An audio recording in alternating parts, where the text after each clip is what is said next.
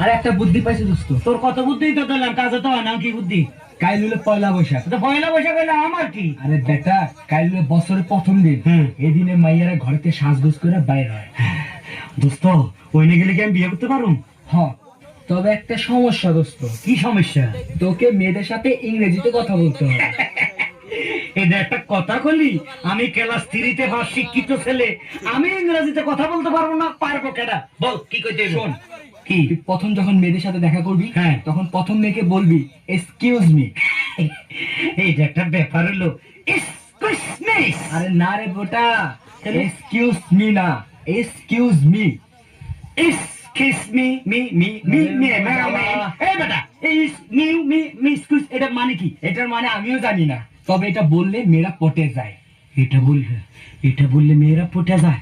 আর সারা রাত তুই এটা মুখস্থ করবি। আমি গেলাম। আচ্ছা যা। কি জানি কইলো হারাম দাদা?